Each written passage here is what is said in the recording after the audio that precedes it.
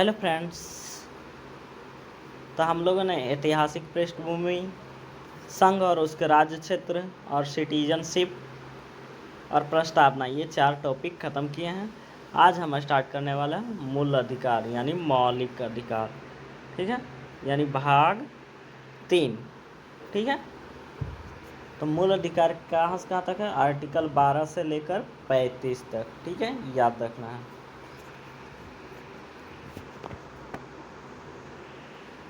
अधिकार का मतलब क्या होता है? ठीक है, अगर अधिकार की बात करें तो अधिकार क्या? तो अधिकार कुछ कार्यों का करने या न करने या कुछ स्थितियां होने या होने के हकदार को ही अधिकार कहा जाता है। ठीक है, अब अधिकार का श्रेणियां कैसे हैं? तो प्राकृतिक अधिकार होता है, मानव अधिकार होता है, कानूनी अधिकार और संवैधानिक अधिकार, और नागरिक या राजनीतिक अधिकार होता है। ये 4 तरह का अधिकार होता है। ठीक है, तो प्राकृतिक अधिकार किसे कहते हैं? यह मनुष्य के नाते जन्म से ही व्यक्तियों के लिए उपलब्ध होते हैं, जैसे जीवन या लिबर्टी या स्वतंत्रता का अधिकार। ये प्राकृतिक अधिकार में आते हैं। ठीक है, मानवाधिकार। तो मानवाधिकार क्या है? तो मानवाधिकारों का गरिमा के और कल्याण के लिए आधारभूत माना जाता है, जैसे धर्म की स्वतंत्रता, किसी अपराध की दोष सिद्धि के लिए सुनवाई का अधिकार, ये मानवाधिकार है। ठीक है, अब कानूनी अधिकार किसको कहते हैं? तो ये अधिकार वे होते हैं जो विधायक द्वारा कानून बनाकर प्रदान करते हैं, जैसे हड़ताल करने का अधिकार, पेटेंट लगाने का अधिकार। ठीक है, संवैधानिक अधिकार किसे कहते हैं? तो ये संविधान द्वारा प्रदान किए गए अधिकार होते हैं, जैसे मूल अधिकार और अन्य संवैधानिक अधिकार, ये सब। ठीक है, नागरिक और राजनीतिक अधिकार किसे कहते हैं? तो राजनीतिक अधिकार मुख्य रूप से सरकार की संरचनाओं और लोक सत्ता के संस्थाओं से संबंधित है, जैसे मतदान का अधिकार, फ्रीडम या स्वतंत्रता का अधिकार। ठीक है, अगर अब आते हैं मेन टॉपिक पर, फंडामेंटल राइट्स यानी मूल अधिकार। मूल अधिकार क्या है, इसको समझेंगे। ठीक है, तो इन्हें 2 कारणों से मूल अधिकार कहा जाता है। पहला तो ये, इनका उल्लेख संविधान में किया गया है, जो कि गारंटी प्रदान करता है, और दूसरा ये कि बाध्य योग्य यानी न्यायोचित होते हैं, अर्थात इन्हें न्यायालय के माध्यम से लागू करवाया जा सकता है। ठीक है, और अगर इसका संविधान में कहाँ उल्लेख है, तो भाग 3, जैसा कि हमने बोला, और आर्टिकल 12 से 35 तक। ठीक है, इसका स्रोत क्या है?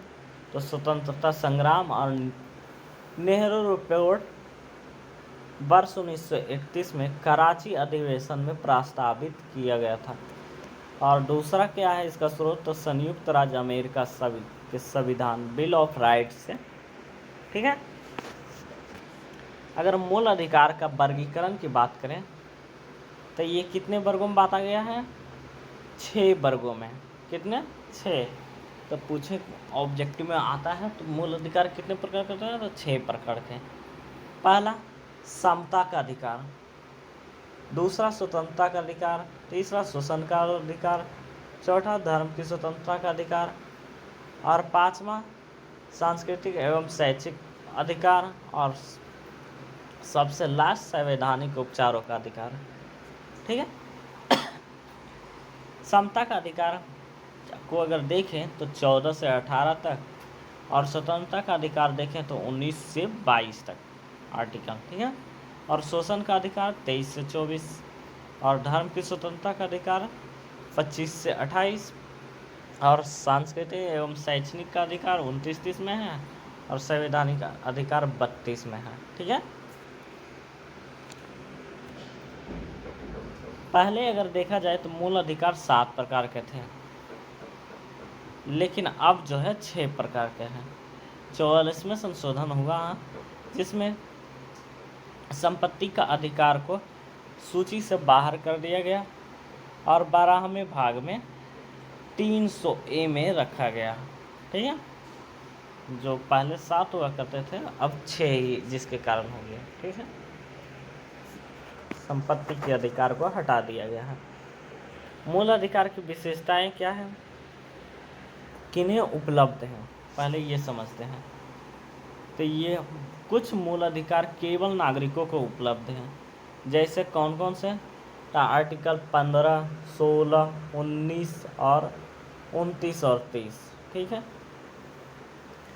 साथ साथ कुछ जो है कानूनी रूप से विदेशियों को भी उपलब्ध हैं। किसके विरुद्ध उपबंध है, तो इनमें से अधिकांश अधिकारी राज्य के मनमानी कार्रवाई के विरुद्ध उपलब्ध है, सिवाय कुछ अपवाद भी हैं, जैसे कि 17, 15 क्लॉज 2। जब कोई निजी व्यक्ति ऐसे अधिकार का उल्लंघन करता है तो इसके लिए संवैधानिक उपचार उपलब्ध नहीं है, बल्कि केवल सामान्य कानूनी उपचार ही उपलब्ध होता है। ठीक है, अगर उल्लंघन करेगा तो। मूल अधिकार की अगर प्रकृति की बात करें कैसी है, कुछ मूल अधिकार राज्यों के प्राधिकरण को सीमित करता है, अर्थात राज्य की शक्तियों पर अंकुश लगाता है।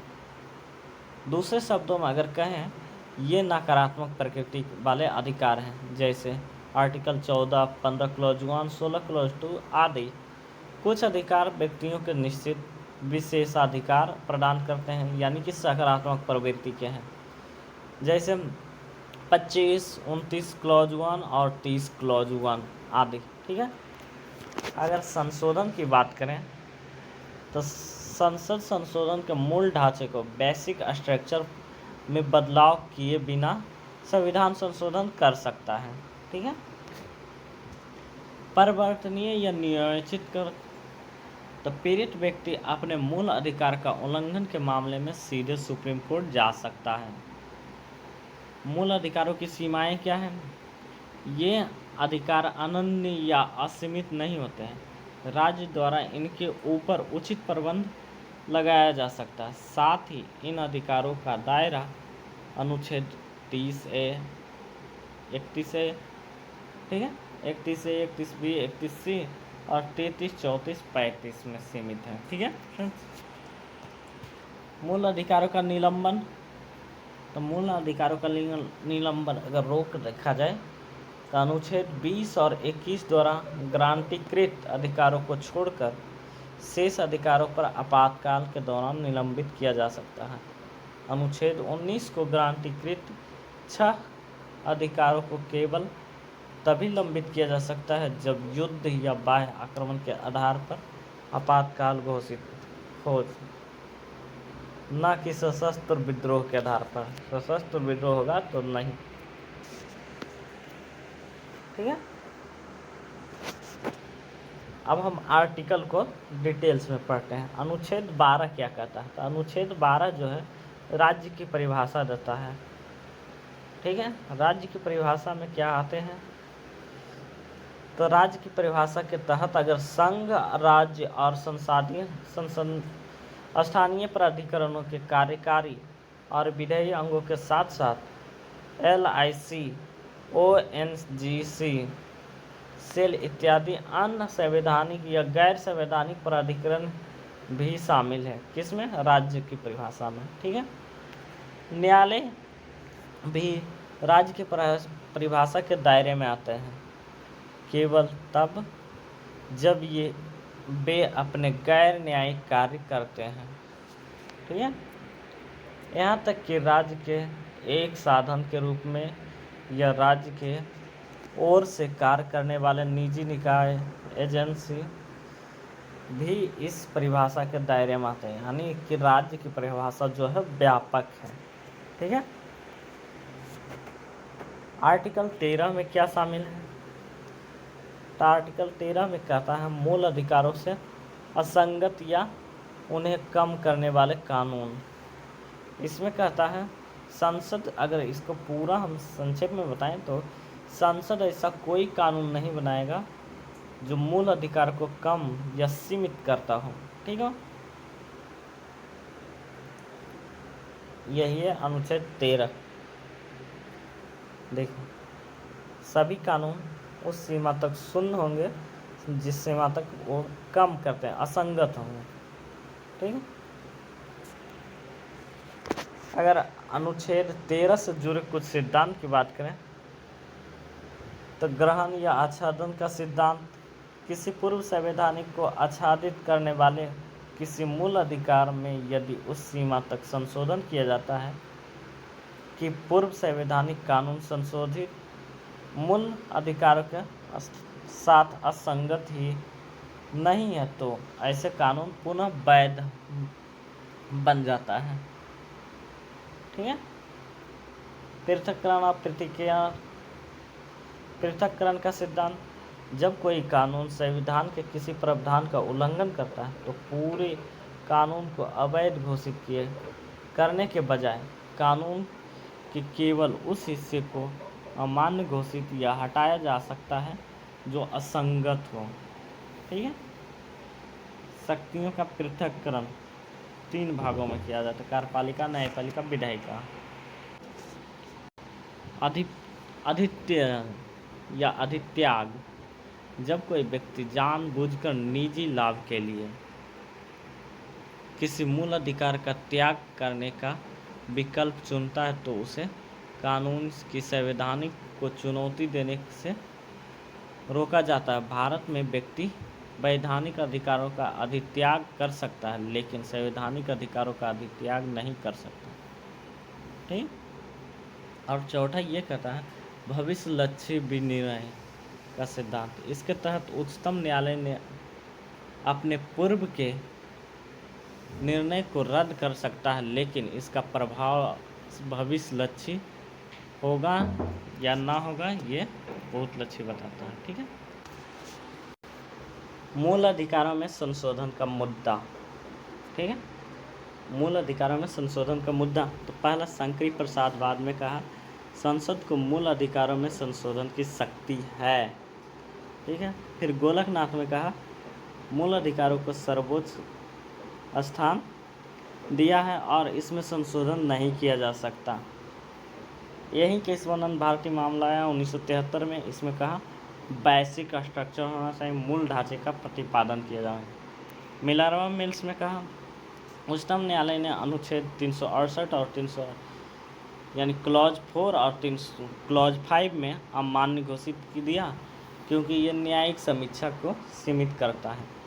और IR कोल्हो 2007 में बोला केशवानंद भारती बाद के निर्णय को तारीख 24 अप्रैल 1973 के बाद 9वीं अनुसूची में रखे गए कानून न्यायिक समीक्षा के अधीन हैं। ठीक है। ठीक है फ्रेंड्स, आज हम यहीं तक रहने देते हैं। अगला नेक्स्ट वीडियो में करते हैं। ठीक है। अगला हम नेक्स्ट वीडियो में क्या पढ़ेंगे तो समानता का अधिकार 14 से 18 तक जो है। ठीक है फ्रेंड्स, तो हमारे चैनल को लाइक, सब्सक्राइब और शेयर करना ना भूलें। ठीक है फ्रेंड्स।